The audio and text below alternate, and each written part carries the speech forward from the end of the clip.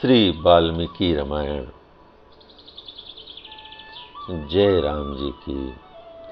किष्किंधा कांड 25वां सर्ग। लक्ष्मण सहित श्री राम का सुग्रीव, तारा और अंगद को समझाना तथा बाली के दाह संस्कार के लिए आज्ञा प्रदान करना। फिर तारा आदि सहित सब वानरों का बाली के शव को शमशान भूमि में ले जाकर अंगद के द्वारा उसका दाह संस्कार करना और जलांजलि देना। जय राम जी की। लक्ष्मण सहित श्री रामचंद्र जी सुग्रीव आदि के शोक से उनके समान ही दुखी थे। उन्होंने सुग्रीव, अंगद और तारा को सांत्वना देते हुए कहा, शोक संताप करने से मरे हुए जीव की कोई भलाई नहीं होती। अतः अब आगे जो कुछ कर्तव्य है उसको तुम्हें विधि पूर्वक संपन्न करना चाहिए। तुम सब लोग बहुत आंसू बहा चुके, अब इसकी आवश्यकता नहीं है। लोकाचार का भी पालन होना चाहिए। समय बिताकर कोई भी विहित कर्म नहीं किया जा सकता, क्योंकि उचित समय पर न किया जाए तो उस कर्म का कोई फल नहीं होता। जगत में नियति ही सबका कारण है, वही समस्त कर्मों का साधन है और काल ही समस्त प्राणियों को विभिन्न कर्मों में नियुक्त करने का कारण है, क्योंकि वही सबका प्रवर्तक है। कोई भी पुरुष न तो स्वतंत्रता पूर्वक किसी काम को कर सकता है और न किसी दूसरे को ही उसमें लगाने की शक्ति रखता है। सारा जगत स्वभाव के अधीन है और स्वभाव का आधार काल है। काल भी काल का अपनी की हुई व्यवस्था का उल्लंघन नहीं कर सकता। वह काल कभी क्षीण नहीं होता। स्वभाव प्रारब्ध कर्म को पाकर कोई भी उसका उल्लंघन नहीं करता। काल का किसी के साथ भाईचारे का, मित्रता का अथवा जाति बिरादरी का संबंध नहीं है। उसको बस में करने का कोई उपाय नहीं है तथा उस पर किसी का पराक्रम नहीं चल सकता। कारण स्वरूप भगवान काल जीव के भी बस में नहीं है। अतः साधुदर्शी विवेक की पुरुष को सब कुछ काल का ही परिणाम समझना चाहिए। धर्म, अर्थ और काम भी काल क्रम से ही प्राप्त होते हैं। मेरे द्वारा मारे जाने के कारण वानर राज बाली शरीर से मुक्त हो अपने शुद्ध स्वरूप को प्राप्त हुए हैं। नीति शास्त्र के अनुकूल साम, दान और अर्थ के समुचित प्रयोग से मिलने वाले जो पवित्र कर्म हैं, वे सभी उन्हें प्राप्त हो गए। महात्मा बाली ने पहले अपने धर्म के संयोग से जिस पर विजय पाई थी, उसी स्वर्ग को इस समय युद्ध में प्राणों की रक्षा न करके उन्होंने अपने हाथ में कर लिया है। यही सर्वश्रेष्ठ गति है जिसे वानरों के सरदार बाली ने प्राप्त किया है। अतः अब उनके लिए शोक करना व्यर्थ है। इस समय तुम्हारे सामने जो कर्तव्य उपस्थित है उसे पूरा करो। श्री रामचंद्र जी की बात समाप्त होने पर शत्रु वीरों का संहार करने वाले लक्ष्मण ने, जिनकी विवेक शक्ति नष्ट हो गई थी, उन सुग्रीव से नम्रता पूर्वक इस प्रकार कहा, सुग्रीव, अब तुम अंगद और तारा के साथ रहकर बाली के दाह संस्कार संबंधी प्रेत कार्य करो। सेवकों को आज्ञा दो, वे बाली के दाह संस्कार के निमित्त प्रचुर मात्रा में सूखी लकड़ियों और दिव्य चंदन ले आएं। अंगद का चित्त बहुत दुखी हो गया है, उन्हें धैर्य बंधाओ। तुम अपने मन में मूढ़ता न लाओ, किम कर्तव्य विमूढ़ न बनो, क्योंकि यह सारा नगर तुम्हारे ही अधीन है। अंगद, पुष्पमाला, नाना प्रकार के वस्त्र, घी, तेल, सुगंधित पदार्थ तथा अन्य सामान जिनकी अभी आवश्यकता है, स्वयं ले आओ। तारा, तुम शीघ्र जाकर वेग पूर्वक एक पालकी ले आओ, क्योंकि इस समय अधिक फुर्ती दिखानी चाहिए। ऐसे अवसर पर वही लाभदायक होती है। पालकी को उठाकर ले चलने के योग्य जो बलवान एवं समर्थ वानर हों, वे तैयार हो जाएं। वे ही बाली को यहाँ से शमशान भूमि ले जाएंगे। सुग्रीव से ऐसा कहकर शत्रु वीरों का संहार करने वाले सुमित्रा नंदन लक्ष्मण अपने भाई के पास जाकर खड़े हो गए। लक्ष्मण की बात सुनकर तारा के मन में हड़बड़ी मच गई। वह शिविका ले आने के लिए शीघ्रतापूर्वक किष्किंधा नामक गुफा में गया।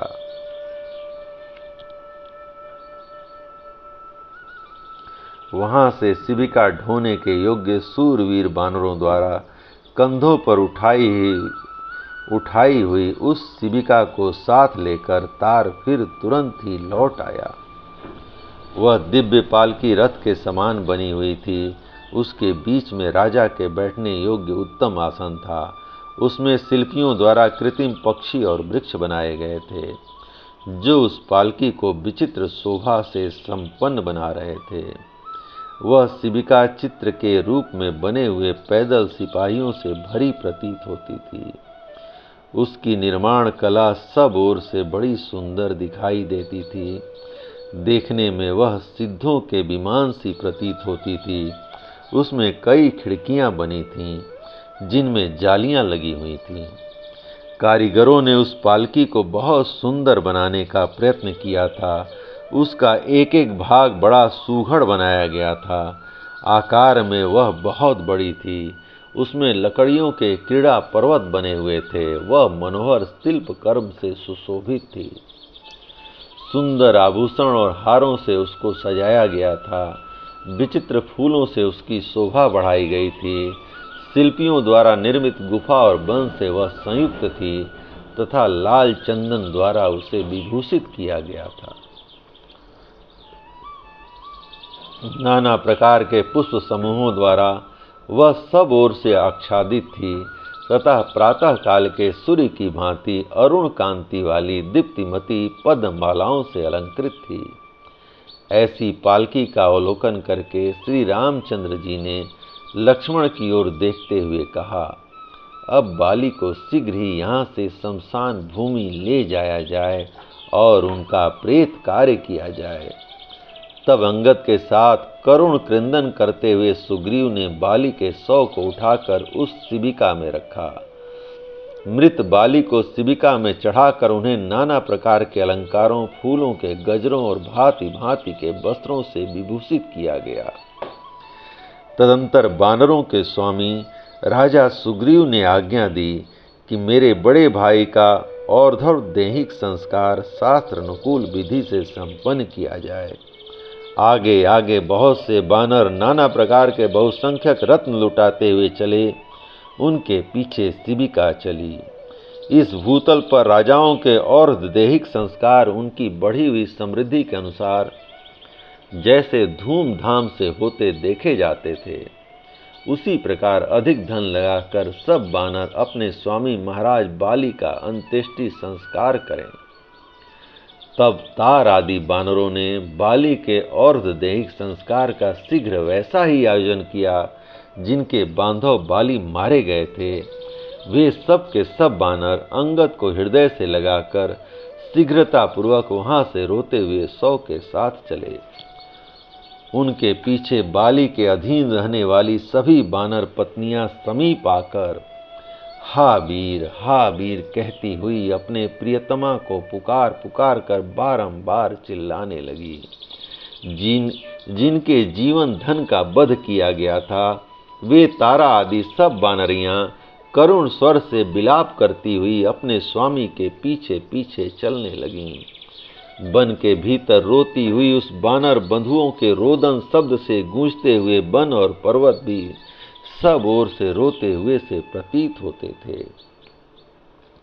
पहाड़ी नदी तुंगभद्रा के एकांत तट पर जो जल से घिरा था, वहां पहुंचकर बहुत से वनचारी बानरों ने एक चिता तैयार की।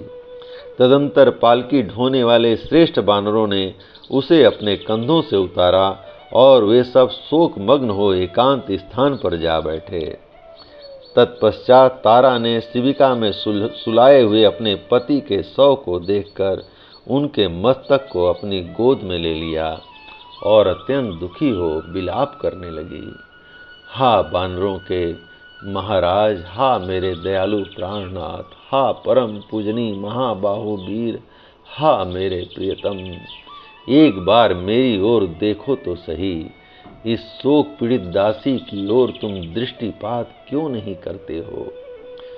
दूसरों को मान देने वाले प्राण बल्लभ, प्राणों के निकल जाने पर भी तुम्हारा मुख जीवित अवस्था की भांति अस्ताचलवर्ती सूर्य के समान अरुण प्रभा से युक्त एवं प्रसन्न ही दिखाई देता है। बानर राज, श्री राम के रूप में यह काल ही तुम्हें खींच कर लिए जा रहा है, जिसने युद्ध के मैदान में एक ही बाण मारकर हम सबको विधवा बना दिया। महाराज, ये तुम्हारी प्यारी बानरियां, जो बानरों की भांति उछल कर चलना नहीं जानती हैं, तुम्हारे पीछे पीछे बहुत दूर के मार्ग पर पैदल ही चली आई हैं। इस बात को क्या तुम नहीं जानते? बानर राज, जो तुम्हें परम प्रिय थीं, वे तुम्हारी सभी चंद्रमुखी भार्याएं यहाँ उपस्थित हैं। तुम इन सबको तथा अपने भाई सुग्रीव को भी इस समय क्यों नहीं देख रहे हो? राजन, ये तार आदि तुम्हारे सचिव तथा ये पूर्ववासी जन तुम्हें चारों ओर से घेर कर दुखी हो रहे हैं। शत्रु दमन, आप पहले की भांति इन मंत्रियों को विदा कीजिए, फिर हम सब प्रेम उन्मत्त होकर इन वनों में आपके साथ क्रीड़ा करेंगे। पति के शोक में डूबी हुई तारा को इस प्रकार विलाप करती देख उस समय शोक से दुर्बल हुई अन्य बानरियों ने उसे उठाया। उसके बाद संताप पीड़ित इंद्रियों वाले अंगद ने रोते रोते सुग्रीव को सहायता से पिता को चिता पर रखा। फिर शास्त्रीय विधि के अनुसार उसमें आग लगाकर उन्होंने उसकी प्रदक्षिणा की। उसके बाद यह सोचकर कि मेरे पिता लंबी यात्रा के लिए प्रस्थित हुए हैं, अंगद की सारी इंद्रियां शोक से व्याकुल हो उठीं। इस प्रकार विधिवत बाली का दाह संस्कार करके सभी बानर जलांजलि देने के लिए पवित्र जल से भरी हुई कल्याणमयी तुंगभद्रा नदी के तट पर आए। वहां अंगद को आगे रखकर सुग्रीव और तारा सहित सभी बानरों ने बाली के लिए एक साथ जलांजलि दी। दुखी हुए सुग्रीव के साथ ही उन्हीं के समान शोकग्रस्त एवं दुखी हो महाबली श्री राम ने बाली के समस्त प्रेत कार्य करवाए। इस प्रकार इक्ष्वाकु वंश शिरोमणि श्री राम के बाण से मारे गए।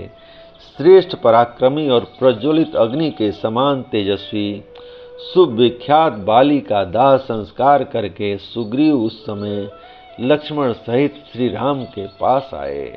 जय राम जी की। इस प्रकार श्री वाल्मीकि निर्मित आर्ष रामायण आदि काव्य के किष्किंधा कांड का 25वां सर्ग प्रभु श्री राम की कृपा से पूर्ण हुआ।